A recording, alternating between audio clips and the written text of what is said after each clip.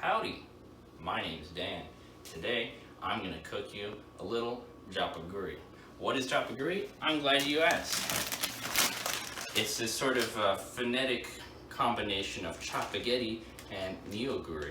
It's this all the rage in South Korea, or so I'm told, that involves combining jjajang noodles with this sort of spicy seafood ramen. I've had it once before. It's pretty good, not bad. We're gonna be sort of taking a note out of the film Parasite's playbook, where one such dish is showcased. And what they have in their film is some beef. They have like very expensive sirloin steak that they use in the sort of Jjapaguri recipe. I did not buy sirloin. Sirloin's very expensive. So I got simple, everyday man steak, something for workers around the world to enjoy, I guess. I don't know. I have this small medley of seasonings. It's sort of some sort of red pepper seasoning with some little S&P, something simple to season the beef with while we're sort of gonna pan fry it. And of course, boil the ramen itself. Let's get started, I don't know what I'm, pussyfooting around. So, put about this much water in, however much this is. Oh, looks good. We're not going to be keeping all this water. We'll actually strain out the majority of it, but of course we're going to need it to cook the noodle. What else? I guess I could talk about why I wanted to do this dish. It seems pretty user-friendly. Instant ramen, it doesn't get much simpler than that, generally speaking. But this is sort of like a nice sort of in-between in terms of like a very simple dish and something a bit more advanced using beef. I never cooked meat for like the first 6 months I started cooking. It just scared me. But now I think I'm ready for the strip steak. And whatever happens, happens. We're experimenting, we're learning, we're all students. I'm gonna see what else I should talk about. What do I hope to achieve? I don't really know. I hope it doesn't suck. I don't think it will. I've had both types of noodles before. I prefer the Neoguri personally to the Chapagetti, but I think together with a little, little love, tender love and care, I think it'll be not bad. I'll show you some cooking bits in a second. So, through the powers of editing, we've done a bit more. Cubed the strip steak because it'll be quicker to cook that way. Just makes more sense, because the noodles will take 3 to 4 minutes to boil. Got a nice rolling boil over here on the stove. So we're just gonna drop our boys in. Nice and easy. Don't want the boiling water to splash up and bite us. That would hurt. I don't know what camp you fall in, but personally I like to throw a little excess stuff at the bottom in as well, unless I left the seasoning in. I did. That wasn't bad. I wonder why it's so heavy. Yeah. Also, before I forget, I'm gonna grab these dehydrated vegetables.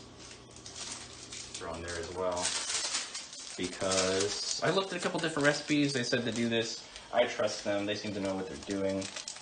So I'm gonna do that too.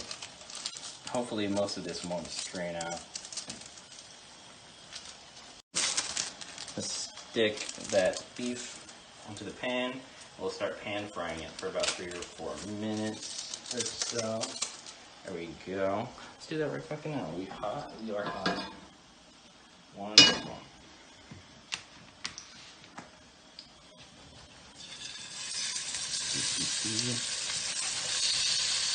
There you go. Nice cook bang for you there. ASMR. There we go. Very nice. In a moment, once it gets a little darker, throw a little butter on it, because butter tends to make most things better. And I will stir these noodles. Make sure they're all boiling well. And there's not too much to that. This is going to be over in about 5 minutes or so. And I shall see you when that's all done. Alrighty, so we finally made our delicious Jjapaguri, and here it is in all its glory. You have to forgive the camera, it's a little fuzzy, but you can see that nice brown sort of sauce covering the noodles and the beef. I'm gonna drop some. Also put a little sriracha on it because I like, I like a little pain with it, a little spice. Makes me feel a little bit more alive. And with that, let's start eating.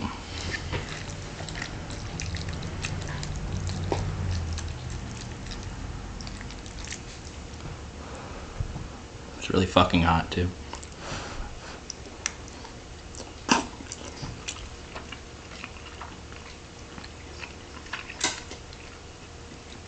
It's not bad. I was just telling my invisible producer friend that, the jjajang, it's not bad enough itself, but I think with a little soy sauce and sriracha mixed in with it, I find it kind of enhances the flavor. So, things you learn. The beef's not bad, very tender. All in all, not bad. Very simple dish to make, very satisfying. But that's not why you're here. You're here to know why I did all this. And I guess, I don't know, I thought there might be some sort of larger sort of meta point that I might make on all the different things and all the different lengths that our food travels to get to us. And it's these sort of innocuous things that we don't really think a lot. I don't think a lot about. But, considering what we've learned this semester in terms about the histories of different foods, the types of foods, the journeys they go on internationally, and it's become more and more of a global market.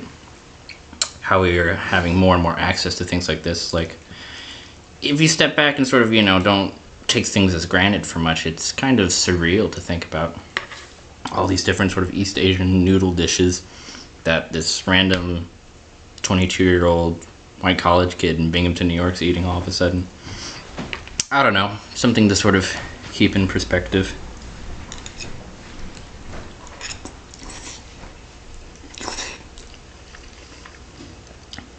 I hope you like the slurping. I know it's making some people's skin crawl.